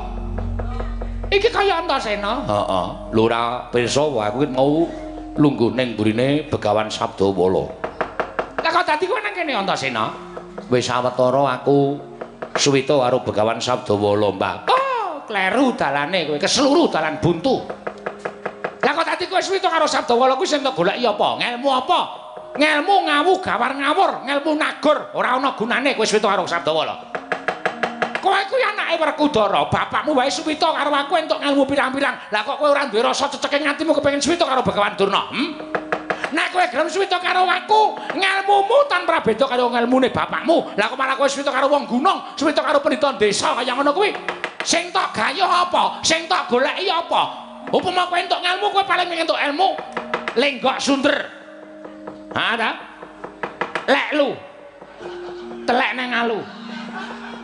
Ngelmu kaya ngono kuwi ngelmu cepete tak kandhani. Kalima kali nang dhuwur omah. Utawa talang nek udan protraca. Ngelmu apa kaya ngono kuwi aku tak takon coba. Kowe nek suwita Begawan Durna, lha aku dadi kowe suwita karo Begawan Sabdawala kuwi sing tak goleki apa Antasena? Sik. Ora usah perkara sampean ngrembug paswitaning Antasena karo Begawan Sabdawala. Sing tak rembug sampean rene butuhmu apa? Bayang karo Begawan Sabdawala. Terus nek upama Begawan Sabdawala ora kersa tindakne negara Ngastina, pertapan kembang sore bakal tak gawe sungsang bawana balik. Pertapan kembang sore bakal tak gawe Karang Abang. Yen perlu tak gawe Bosah Baseh. Lah, ning kene iki sing ora apik. Sampeyan padha-padha pendhita ora kok ngreksa marang asmaning pendhita sing cumondhok ning pertapan kembang sore. Ning nuwun sewu, sampeyan kok pendhita sing seneng rusak aja-ajak dosa ngupaya kanca. Apa kaya ngono ku dianggep pendhita? Apa kaya ngono ku dianggep brahmana? Monggo aku tak takon karo sampeyan, Mbah, watake brahmana kuwi apa wae lan werna pira? Ngati-ati lho, Kang. Iki cah pinter. Sampeyan ditakoni kok ora wangsulan. Watake brahmana niku napa, werna pira? Werna-werna. Cacayana pira? Nek dicacah ora bakal cukup mergo watake brahmana kuwi jujur. Ha ta, resik. Suci. Ora tau goroh, ora tau ngapusi. Metu dalan sing bener. Lan sak piturute. Nek dikandhake pirang-pirang. Nek mung perkara watak kaya ngono kuwi kudu watake brahmana. Kabeh menungsa diwajibke duwe watak sing mangendikake. Ning watake brahmana kuwi tanduk aris, ulat manis, ing cipta demen tetulung, adoh penggawe cidra. Ngalah tanang-gunggung diri, gawe seneng ing liyan, bantu marang sak pepadaning urip mongko tanpa pamrih kuwi wataking brahmana. Nah, sirku ya arep ngomong kaya ngono kuwi. Ning lali kata-katane. Mula sing gedhe pangapuramu, ya kaya ngono kuwi wataking brahmana. Nyah ora iso iki dadak. Wong ki nek senengane pinter ngenggok-ngenggokke kahanan ya kaya ngono kuwi ya ora. Mula nek sampeyan arep gawe rusak ning wartawan kembang sore, Antasena sing ora trima. Lho kok sik Antasena? Aku ki sapa to? Aku kuwi bapakne bapakmu tegese aku ki mbahmu. Bapakmu wis wedi karo Begawan Durna. Bapakmu wis jinjak karo Begawan Durna. Bapakmu wis gila karo Begawan Durna. Lah kok dadi kowe arep wani karo Begawan Durna? Bapak karo Antasena beda. Nek bapak wedi karo Begawan Durna, mergo Begawan Durna menehi ngelmu karo bapak. Ning Antasena sithik wae urung tau entuk ngelmu karo sampeyan. Mula nek sampeyan arep gawe geger pertapan Kembang Sore, gandeng aku cantrike Sabdawala. Cantrike Begawan Sabdawala, aku sing ora ntrimakake. Nek nganti sampeyan gawe rusak pertapan Kembang Sore aja takon dosa. Antasena saguh mbabati Parasata Kurawa. Lho, yen ngono kowe wani karo Begawan Durna, sing tawedeni apamu? Ngendi? Bapane wong naker kadedan. Oh, ora minggat ngarepane Antasena. Jotosi nang kene. Ayo, metu Jawa.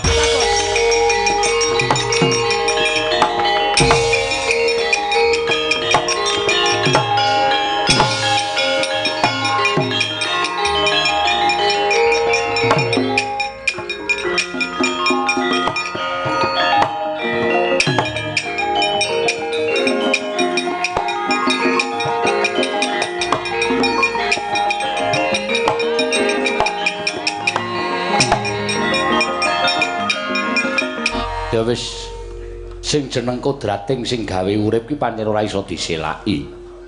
Neng endi ning katentreman ning kono mesti eneng wong-wong sing kepengin ngrubuhake rasa tentrem sing mapan ana ning pertapan Kembang Sore. Iya, Mbah. Mula Antasena cancut Aliwondo mawa kowe seneng. Aku ora pengin pertapan kuwi kelepetan dedosaning Parasata Kurawa undurna ya, Le. Lho niki. Ngestaken dawuh nadyan kula ugi parengaken ngunduraken Parasata Kurawa. Anoman wis tuwa ning aku percaya marang kadidayanmu tak pasrahi perkara iki. Lho niki ngestaken dawuh. Babar wisan bubarno kang padha seba, para cantrik bubarake Begawan Sabdawala arep manjing jroning pertapan iki sajake wis ngancik tengah beduk tengange wis manjing ya kuwi wanci luhur. Aku arep nglakoni manembah ngersaning Gusti sik. Yo, Mbah. Muga-muga Simbah tinampa manembahe marang ngersaning Hyang Mahanasa. Ya, Antasena. Lan dawuhna marang para pengrawit pertapan Kembang Sore ya kuwi kembang laras. Supaya ngiring karo Begawan Sabdawala sing kompak, sing apik. Aja nganti ting kruwil. Tabuhane kudu sing rampak. Ya.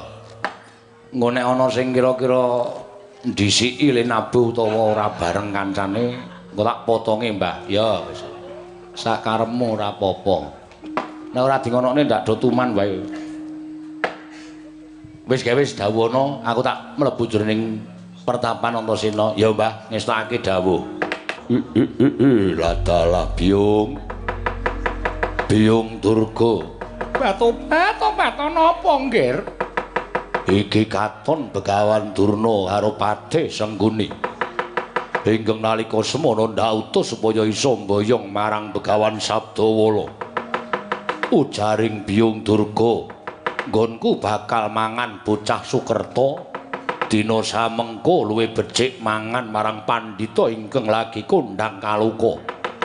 Ya kuwi kang aran Begawan Sabdawala. Lah kok malah dadi iki padha sowan ana ing papan kene. Oh, lho nyuwun pangapunten. Bu Kulon.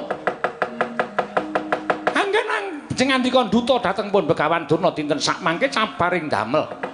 Nyatanipun Begawan Sabdawala menika digdaya sekti kalintang jayaning perang. Nadyan kula gegira mawi tembung ingkang sajaipun supados piyambakipun menika nggadahi raos kuwatir parandene beguguk. Mboten purun kaboyong lan mboten saged kula pasrahaken dhateng Jengandika Pukulun Bathara Kala. Sabab cantrik-cantrikipun Sabdawala menika sajaipun ugi wujuding satriya ingkang debya Surasekti kalintang jayaning perang. Mila kula sumanggaaken menawi ngantos kula ngajengaken Parasata Kurawa tanpurunga namung gedhabyah kakehan cacah ngreda tanpa guna. Mila menawi paduka Pukulun kepareng badhe anedha utawi andhar dhateng Begawan Sabdawala. Kula sumanggaaken supados damel srana pangreka daya paduka piyambak Pukulun. La dalah. Wola. Mindho gawe ora sepisan dadi nggone ngutus marang Begawan Durna apa dene Padhe Sengguni. Biung Durga aku njaluk iku pertikele Biung Permoni. Tobat. Kala. Nggih. butuh kepengin mangan daging ing Sabdawala. Saya enak lan saya mirasa nggon ngrasakake daging Sabdawala. Lamun kowe bisa mbudidaya ning Sabdawala, mula wektu dina iki dadi ana kaludhangan nggonmu bakal bisa ngasorake kadhedaning Sabdawala, ing kono bisa mangan Sabdawala. Yen kowe bisa mangan daging ing Begawan Sabdawala, tobat. Kowe bakal marek 7 taun suwine Bathara Kala. Cumanggah anggro sesumbar lindhu bumi. Gunjing kumaluduk kuntur ketup lumembak penyokang kumambang.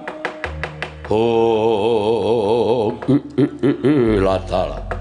Bojleng iblis lanat padha cek-cekan. Yata Biyung Durga yen to pancen kaya mengkono. Jumbuh karo ngendikane Biyung Durga. Ora susah aku golek bocah Sukerta, watone aku bisa mangan Sabdawala. Oh, bakal wuwuh kekuatanku sarta ora bakal ngrasake ngelih. 7 warsa suwene Begawan Durna Patih Sengguni sumingkira balya marang negara Ngastina. Iki dadi perkarane Bathara Kala. Oh, latar.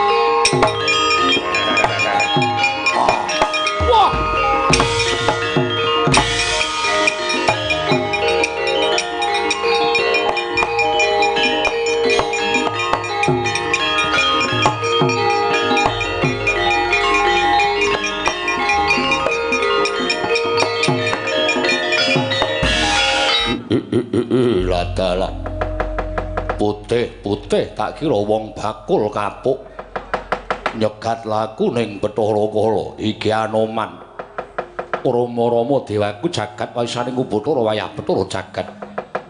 Lah kok dadi ora pangling iki Iwang Pikulun Sang Hyang Bathara Kala. Ya dasar kepara nyata. Panjenenganku ingkang duta marang Begawan Durna apa dene Patih Sengguni. Ingkang wigati bisa mboyong marang Sabdawala nanging cabaring gawe. Mula wektu dina iki gandeng ature Begawan Durna akeh candri ing Sabdawala ingkang mepalangi kareping Bathara Kala. Dina samengko aku dhewe ingkang bakal ngrangket marang Sabdawala ing pangajab badi panganing Bathara Kala. Yen to pancen duwe niat bakal ngrangket marang Begawan Sabdawala, ayo nadan aku menungsa lumrah. Kowe dewa sesembaning titah nanging dewa ingkang watak angkara budi candala. Mara cobanen isa nglangkai bathange Anoman kelakon boyong Sabdawala untal malang barat.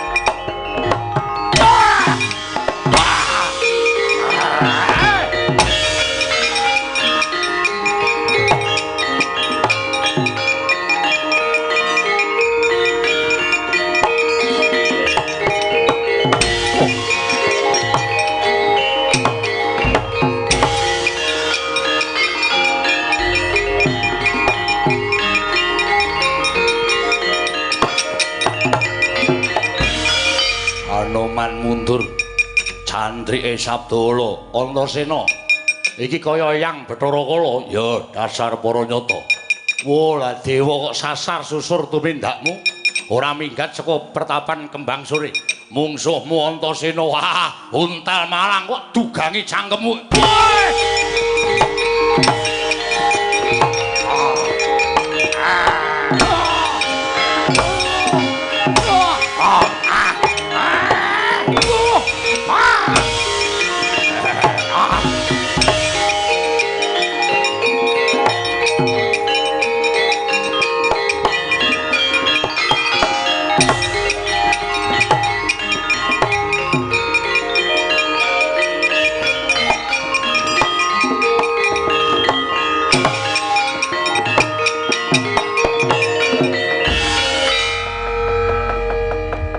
Antasena kok mundur mlebu pertapan? Ketiwasan, Mbah. Sing ngersake simbah kuwi dudu Siwa Ngastina. Nanging Begawan Durna karo Pati Sengkuni mau kongkonane Bathara Kala. Mbuh, wigatine apa? Siwa Mayangkara mundur, aku methuke dicokot guluku. Nganti krasa panas, ora iso nglawat digetak kuntal tibatuh. Iki nek ora Simbah Sabdawala sing nandangi ora bakal rampung. Mundur. Mundur. Ora kena dipeng-pengke. Sore mau kaya yak-yak bareng ketemu Bathara Kala. Kok kalah. Mundur. Simbawani arep ming kaya ngene nek nganti kalah karo Bathara Kala, meguru 20 taun karo Bathara Kala.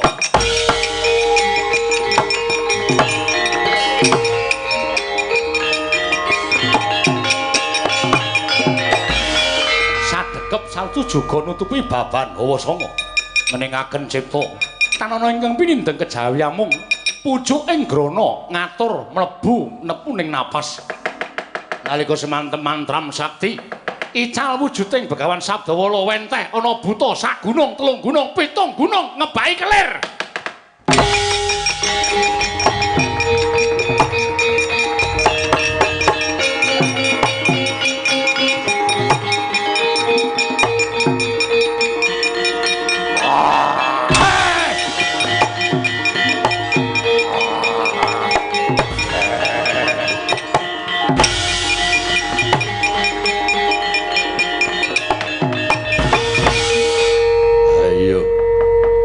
Aja mbeda karo Sabdawala. Uthik-uthik macan turu mbeda singa barung. Wani karo aku padha karo isong jaring angin. Kowe menang karo aku bumi langit tanggep ayo endi wujuding Bathara Kala mungsuhe aku saiki ya.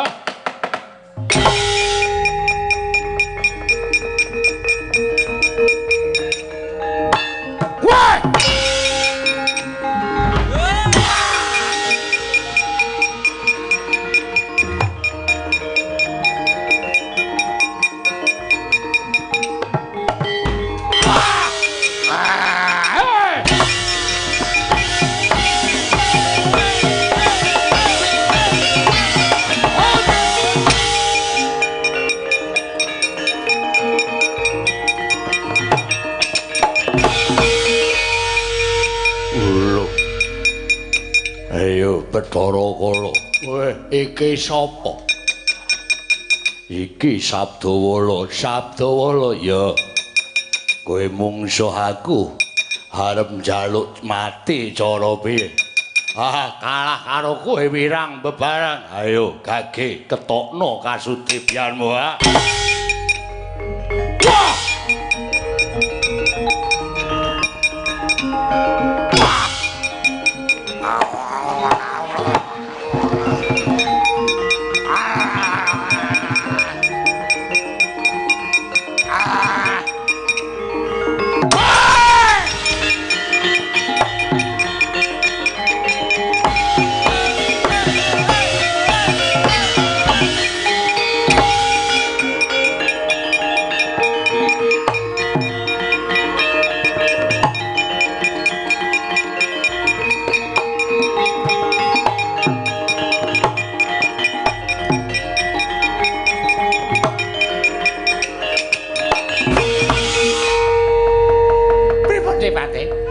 wani turut sampeyan. Kira-kira menang sapa? Antaraning Bathara Kala karo Sabdawala. Kula dhewe ora iso ngarani. Ning muga-muga Bathara Kala iso ngukup Sabdawala. Nek Bathara Kala iso ngukup Sabdawala mboten ngangah-angah golek korban dadi panganing Bathara Kala Kakang Drona.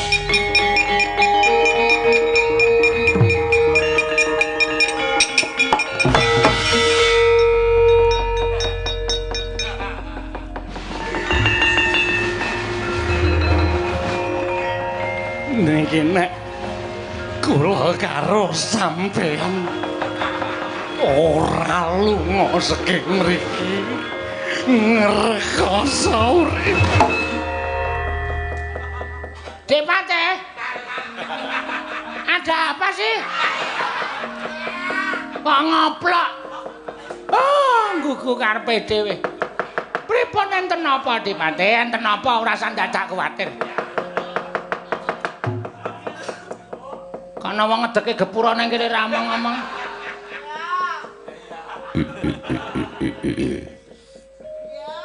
Mbak ya mesem. Loh, gepura gak eneng suarane.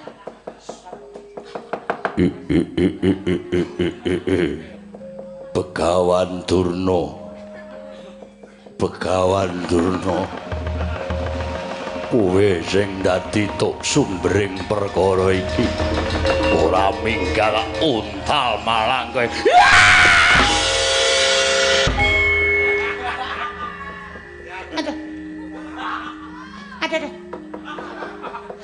Ada. Syukur. Syukur gundulmu atas kuwi. Panjenengan wong mlayu nabrak. Uwit kok disyukurke. Ayo sing dadi tok sumbering kowe. Ora minggal idak dadi 8. Aja mati aku mati. Aja mati.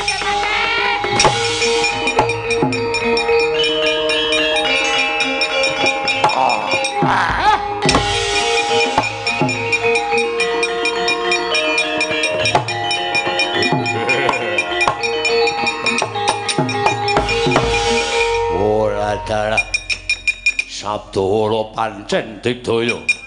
Apa dikira aku kalah karo kowe aturke kaki guru bapakku mbuh dadine.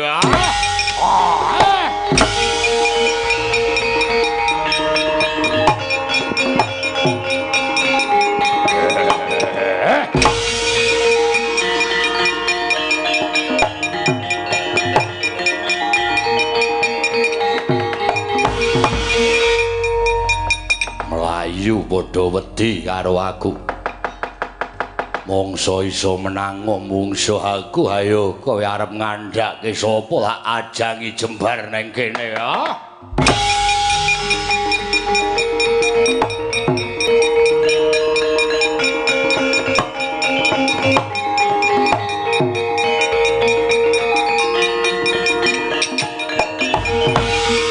Wah, simbah yelok tenan.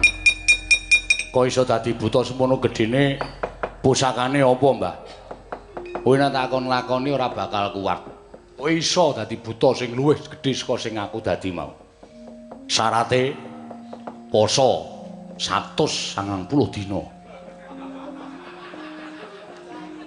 Kowe tungan Jawa ngendi ora kowe tungan Jawa kowe gelem ora nglakoni. Lah nek kepengin ngelmuku kaya ngono kuwi kowe poso 190 dina. Terus setengah tahun ora kumpul wong wedok. Kuat ora? Walah kuwi berat. Nek kuat kowe nglakonono, nek ming malik buta luwih saka gedene kuwi mau iso nglakon. Ya, nek wis rampung kuwi nglakoni tapa ngrame. Tapa ngrame iki mlaku karo sikile ditaleni tempolong. Menting glodak dadi ora ana wong sepi ngono ora ana. Tapa ngrame iki tetulung marang sak pepadaning urip. Tetulung karo sanak sedulur, mitra kawruh, tangga teparo, yen perlu wong liya mbok tulungi. Monggo tanpa pamrih. Kuwi tapa ngrame. Suwene 5 taun. Wah kok le abot. Ha piye gelem dadi gedhe ora? Ameng dadi gedhe kok dadak tapa 190 dina. Mbok ning apotek iso dadi gedhe. Oh, lah cah edan ora. Wis ora usah dadak dirembug Antasena ayo.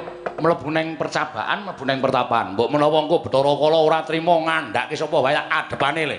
Ya, mbak aku manut karo Simbah Sabdawala.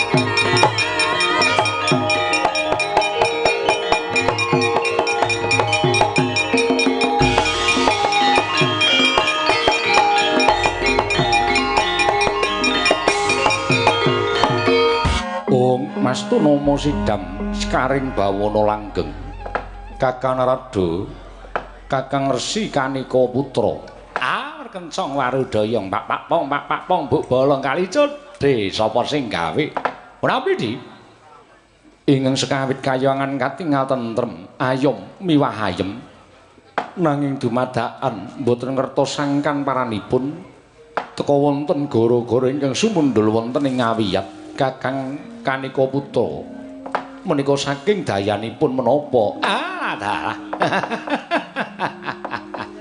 nyuwun pangapunten restunipun gumun raos sing manah kula dene Paduka Adi Prayogi Bathara Guru dangu dhateng perkawis gara-gara ingkang mantuk wonten ing kayuwangan mugi andadosna ing kawuningan menika boten dipun sababaken saking lemah sangar kayu aing miwah pandhita tapa menika babar pisan boten namung wonten satunggiling Brahmana anyar katon ing mapan wonten ing pertapan Kembang Sore nami Begawan Sabdawala ingkang gegeraken jagat satemah kathah para nalendra para senopati para kawula ingkang samya sumuyut nungkul marang pangeripun Begawan Sabdawala manjing dados cantrik tuwin abdinipun Sang Pinandhita mekaten Kakang inggih nyatan estinipun Sabdawala menika dumados saking drajating ngaceplik nanging nyatanipun ingkang kawawah mboyong kanugrahan inggih menika wujuding wayu katentreman menika inggih namung Sabdawala namung nuwun sewu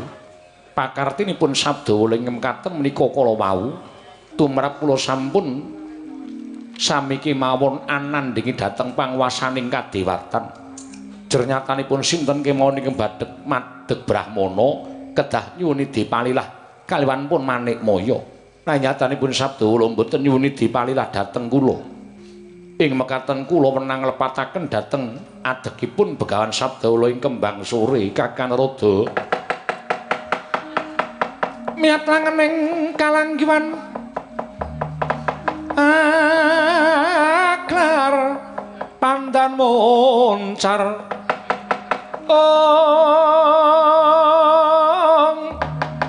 tinon ler kekonang surem sorotetan padang kasor lan pacaring purnameng gegono dasari mangsa katiga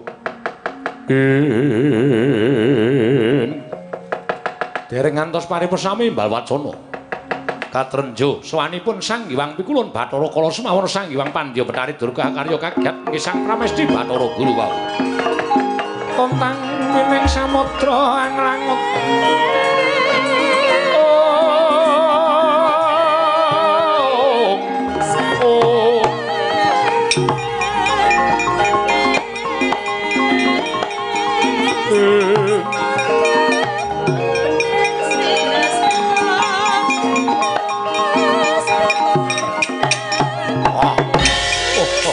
lagi guru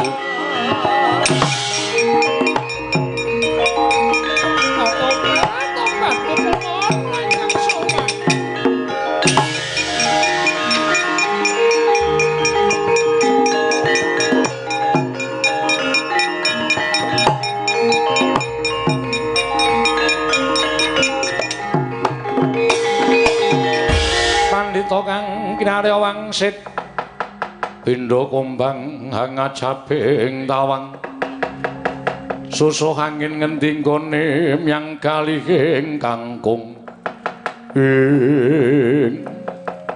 Mastu Nomo Sidam Skaring Bawana Langgeng Bathari Durga lan Bathara Kala karya kagyat penggalih ulun ana wigati apa dene sira sawan mongko tanpa tinimbalan nuramen pasang kaliman nabi tinempine lodhu nidu mawahing tawang towang pukulun Sawan kula ngarapaken dhateng putra pun Bathara Kala. Ingkang sekawit piyambakipun mutah. Wiwit nyuwun tedha saking Paduka Hyang Madi pukulun Bathara Manikmaya pinaringan tedha wujuding Lare Sukerta. Nanging engko sapriki dereng saged anedha wujuding Lare Sukerta. Mila lajeng mutah dhateng ngabdi pun Pandya Betari Durga. Tumunten kula sukani pitedah Bathara Kala saged tuwuk slaminipun gesang menawi saged nedha dhateng pandhita anyar katon mapan wonten ing pertapan Kembang sore namipun Begawan Sabdawala. Tumunten kula nganti dhateng Bathara Kala ingkang rayi supados ing mangke budidaya damel pecahipun Sabdawala. Nanging nyatanipun pukulun marang Bathara Kala ingkang putra miwah ingkang rayi pun Betari Durga kawirangan mengsah Sabdawala. Pukulun kula nyuwun senjata pitulung tumbak kenceng supados damel lega manahipun ingkang putra pun Bathara Kala pukulun.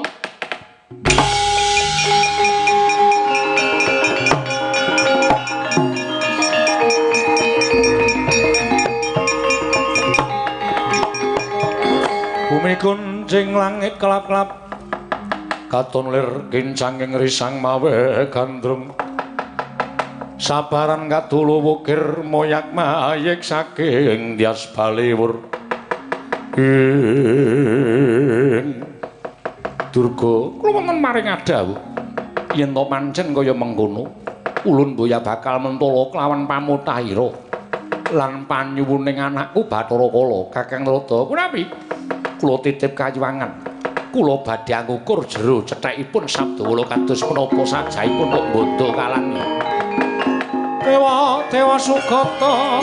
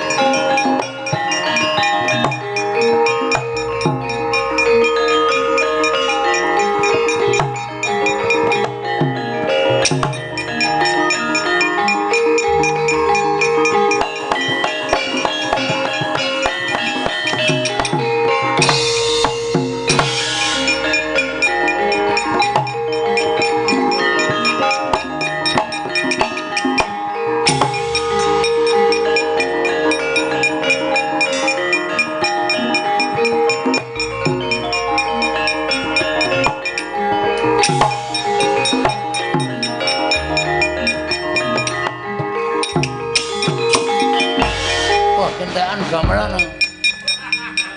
Piye, Gong? Kentekan gamelan. Kowe kesuwen oleh metu. Nganggere wis rada sauntara kuwi wis gak ceket-ceket metu. Semar, kula. Arjuna Werkudara ndak kanthi nggih. Wigati namung netepi marang pangandikaning Nyai Prabu Darma Kusuma. Nggeng sinuwun paring pangandika menapa?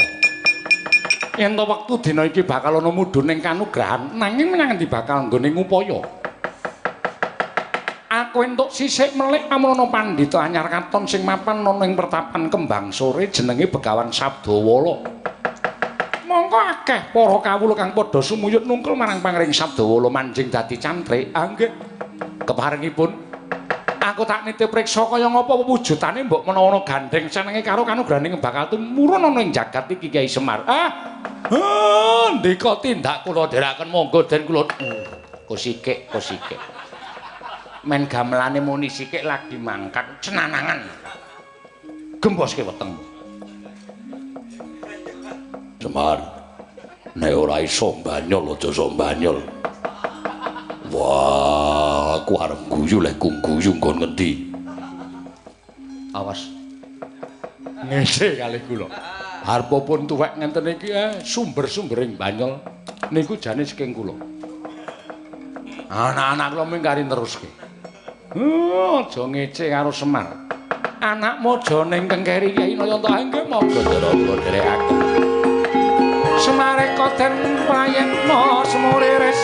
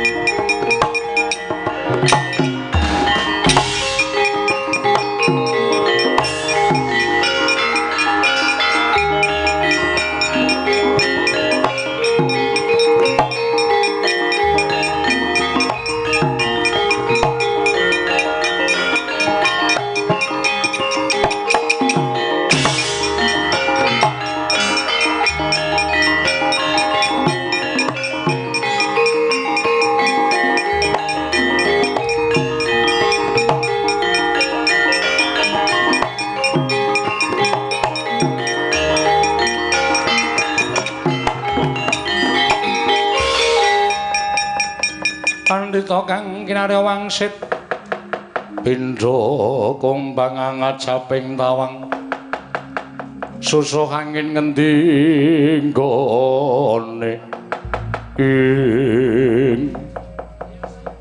iki Begawan Sabdawala. Nuwun sewu Ulun leres kula Begawan Sabdawala. Ulun dewataning para dewa. Ulun Bathara Guru kita ora nyembah ora ndodhok. Cetha lamun bener kang dadi ature Bathari Durga. Sawijining pandhita ingkang kongas, sawijining brahmana ingkang riklungguhan samengko katon muluk nanging sira ora ngerti marang unggah-ungguh sarta tata krama. Sabdawala. Ulun dewataning para dewa kita ora nganggo tata krama kang mangkono kita bakal keluputan. Nuwun sewu nadyan mawi pawadhan menapa kemawon panjenengan sampun ngrencangi dhateng Bathari Durga. Upami kula menika mawi pawadhan leres tentu dipun lepataken, mawi pawadhan ingkang lempeng tentu dipun bengkongaken. Kita bakal nampa pidana saka ulun. Monggo anipun badhe paring pidana dhateng kula. Guntur geni guntur angin mara gage sirnakna Sabdawala.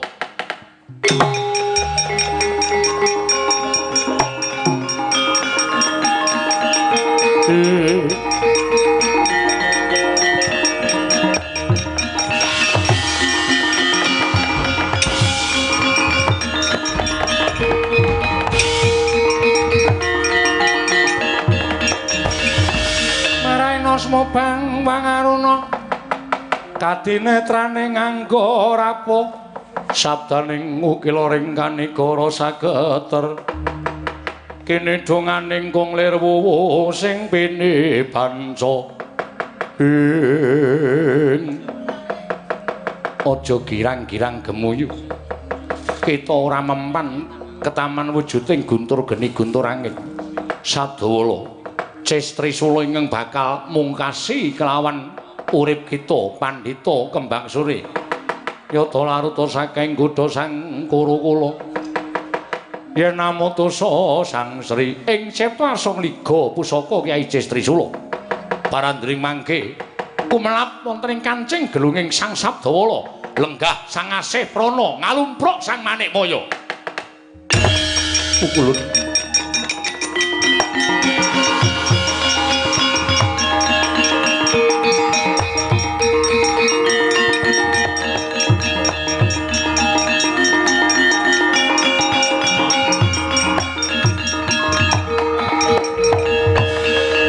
boten nginten babar pisan biwa paduka pulun sang Asih Prana inggih sang Hyang Bathara wenang ingkang kepareng lenggah ngemongi dhateng Pung Sabdawala mila aneh ing atasipun namung titah semantah saged kewawa nampi guntur geni guntur angin pukulun kula mboten badhe ngeridu lenggah paduka sewu-sewu kalepatan diagung pangaksami Bathari Durgayu bali marang kayiwangane dewi-dewi Bathari Durga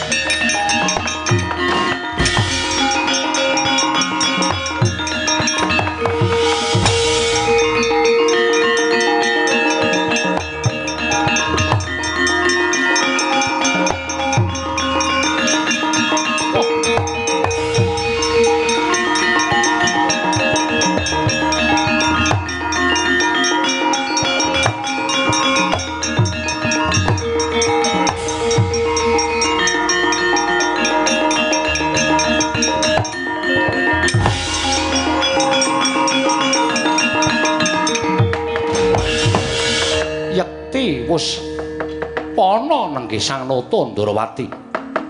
Lamun lenggahing Sang Sabdawala kinayoman dening Sang Hyang Wenang ya Sang Asih Prana. Mila sigra mabuka susilastawa. Ndeplok ngersaning Sang Asih Prana ya Sang Sabdawala datan kantun nggih Sang Arjuna tuwin Sang Werkudara. Ing cipta neng nyuwun ngersaning Sang Sabdawala kepareng maringaken wujuding kanugrahan. Wenteh wujuding Sang Sabdawala iki ora petruk kantong bolong iki ayoman Sang Asih Prana.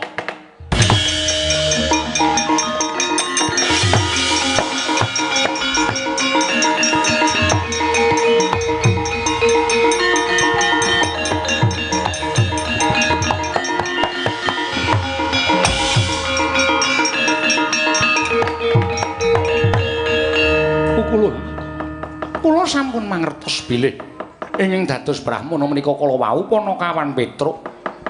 Namung daya kekiyatanipun boten saking Petruk nanging saking Paduka Pukulun. Pukulun kula ngaturaken sembah. Ulun aku ngaturake sembah. Kresna Janaka Werkudarapan kita ingkang ulun antu-antu. Kita sowan ana ing pertapan Kembang Sore kanthi lantaran ulun nyilih marang raganing Petruk. Ulun bakal matedhake wahyu katentreman mara gagetampan ana Werkudara Janaka.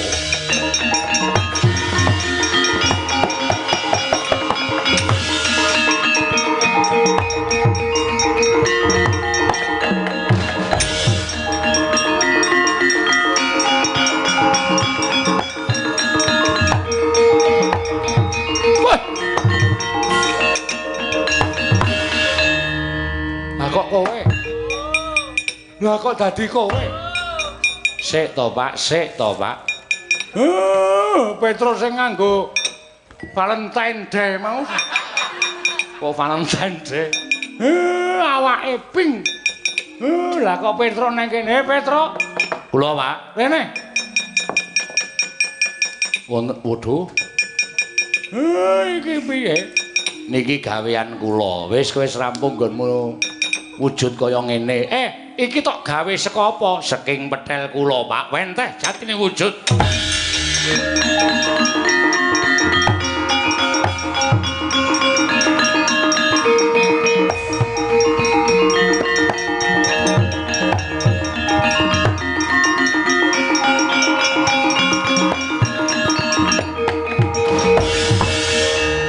Petro, Nun. Aku ngaturke panuwun ingkang tanpa pepindhan ya Panakawan, nggih. Dene kanthi lantaran Iwang Pikulun Sang Hyang Bathara Wenang nyilih marang ragamu didandani cara pandhita. Nanging katemane sira Panakawan Petruk ingkang dadi lantaran tumedhaking kanugrahan wahyu katentreman marang adi-adiku Pandhawa utamane Arjuna lan Werkudara. Apa ta sababe dene Janaka lan Werkudara ingkang kudu nampa wahyu? Sabab tentreming jagat, tentreming negara kuwi sinampirake ning pundhaking para satriya. Ateges Arjuna lan Werkudara wis pinercaya dening para dewa minangka dadi satriya, satriyaning praja, satriyaning jagat ingkang bakal andum katentreman lan karukunan para kawan. Nggih, sinuwun.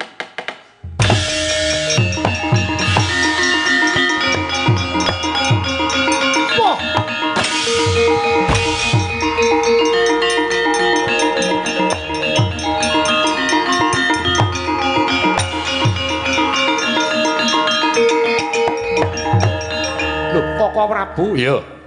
Kok wonten mriki? Aku Suwita Waru Begawan Sabdawala. Mugi andados ing kawuningan Sabdawala menika mboten sinten-sinten. Lho, lha iki pendhitane endi? Sampun mboten wonten. Lho, kok ora nglayati? Lho. Mboten wonten menika tegesipun sampun mboten wujud pendhita. Lah wujud apa? Wujudipun Petruk. Ora sik sing dadi pendhita mau Petruk. Inggih, Prabu. Cedhes. Bangsat elek. Kowe lah kok dadi kowe dawuh karo Rata Mandura Prabu Baladewa kon dodok kon basa, aku kon basa karo Diapure Petruk, aku kon basa karo Kere Petruk. Apa? Mbok ora rasa omong ngene apa to? Petruk wis badar ya wis lan dadi kandak-kandake. Kok Prabu ing dados pendhita Petruk. Lho. Iki sing dadi sasaran kepala. Lho, kepala sama kepala. Salah aneh-aneh. Arep lucu barang ora. Kresna karo kepala sama kepala gundule. Lho. Kok tak ajar ndasmu lho kowe. Nek ketrucut kula niku nek omong kaya karo Bagong karo Gareng dadi kok miso sak penake dhewe ora. Empun, sing ngempun nggih empun. Mboten sah dadekke perkara. Ndara Baladewa. Sampeyan niku ora ana ilange Suwita Petruk. Lho, sebabe Petruk dimong karo Sang Asih Prana. Lho, Asih kadipira tekan kene ya Sang. Nika Marsih. Lawer.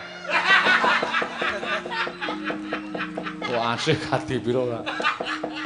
Asih Prana menika Sang Hyang Bathara Wenang. Oh, Sang Hyang Wenang. Inggih. Ya wis ora apa-apa. Yen pancen Petruk dimong karo Sang Hyang Wenang ora apa-apa tegese aku Suwita karo Sang Hyang Mahardi kengrak ya Sang Hyang Wenang. Nggih.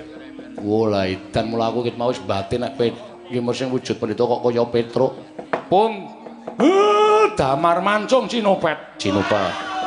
Cinupet ala dibuang becik digolek yawe sami ngraketaken pas derekan sami ngraketaken pas duluran supados gesang menika rukun ayem tentrem nirbaya nirwikara durga mendhak kala sirna.